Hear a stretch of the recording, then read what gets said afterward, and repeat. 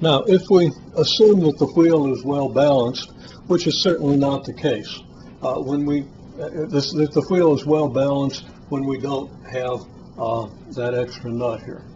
Okay, so the wheel with no added mass is well balanced, and it's clear that that's not the case. Adding a nut doesn't have that much effect on the angular frequency. I mean, it has a significant effect, but not a huge effect. So we assume that the imbalance in the location of the masses in the wheel, and probably mainly on the location of the center, is more significant than the mass of a single nut. So the result we're going to get here is not going to be very reliable.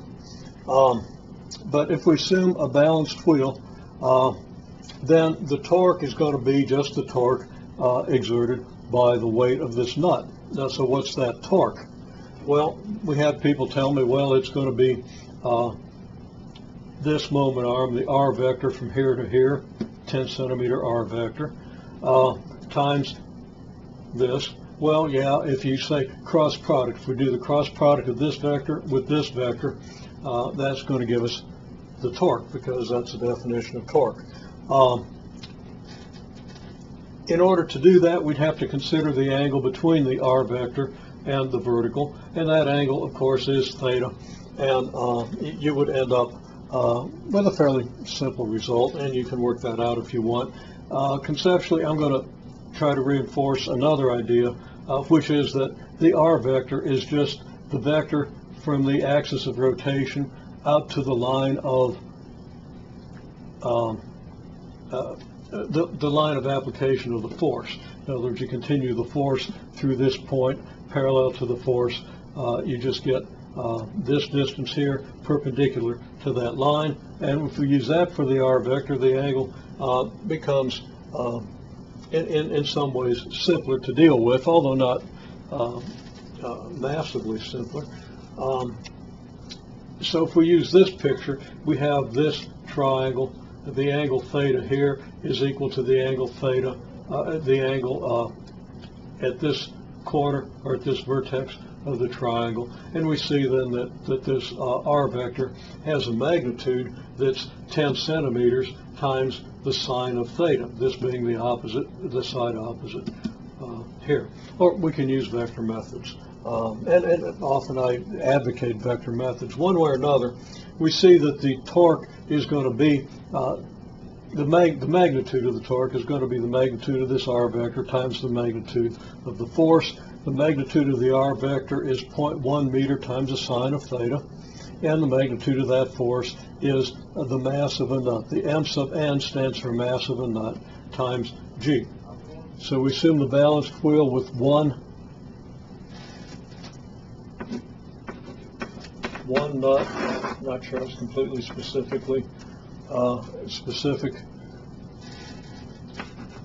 and assume a balanced wheel. That is, if the wheel is unloaded, it's certainly not balanced when there's one nut on there. In any case, we get this expression, just a rearrangement of this when we pull the sine theta out of here and put everything else inside, and that's equal to negative k theta. Be a little more specific, I'm going to say magnitude of the torque is going to be the magnitude of this, and I should have absolute value signs around every step. But this allows us then, well, we'll go on with this in a second. I'm going to pull another board in here. Okay, so we get the magnitude of tau net equals this, which is k theta, and should be absolute value signs around all this, but I'm going to get messy if I do that. We understand what we're doing here. And we solve this for k very easily. For small theta, sine theta is approximately equal to theta, so you get k equals 0.1 meter times the mass of a nut times the acceleration of gravity. And omega is the square root of k over I, so that I is k over omega squared. Now somebody, and not putting this off on anybody, some said I equals k times omega squared. I got that in the chat, and I picked up on that and went ahead and solved it without really thinking. Fortunately, I worked the units through this calculation using I equals K times omega squared. Okay? So I used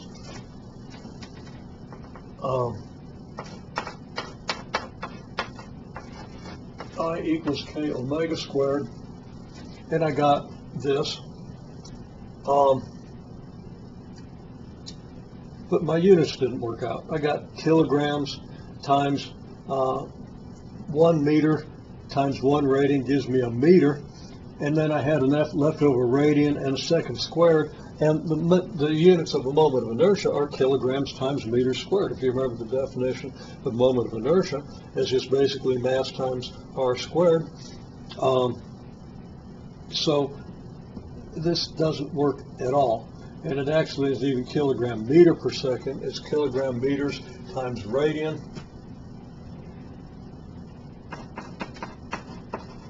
per second squared. And this whole thing was very obviously wrong. Well, if we just look at this and use a little bit of common sense, the omega squared is going to be in the denominator. So you got me on that one, but it's a good illustration of why we carry the units through. I would not have realized that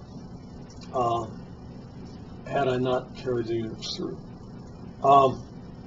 So we use I equals K over omega squared. We get this, and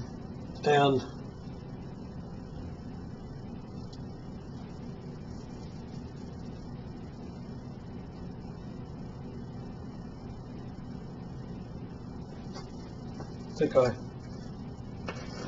left out a 0 here. I get 0.00044 kilogram meters squared from this calculation. And the calculation is very straightforward. G stands for the acceleration of gravity, has a magnitude of about 10. It has units of meters squared per second squared. The reciprocal second squared in the unit of G takes care of the second squared there. The meter in its numerator combined with this meter gives us a meter squared, which divided by radian squared of arc gives us a meter of radius, which is what we need in calculating a moment of inertia. And we do end up with kilogram meters squared. And I think we do end up with 3 zeros here. So that's our calculation of the approximate moment of inertia. Now I'm going to do an extension video that refines this calculation. Our assumption that the wheel was balanced is totally not right. And it turns out that we're, by analyzing our data a little more clearly, we're going to approximately double this result for the moment of inertia.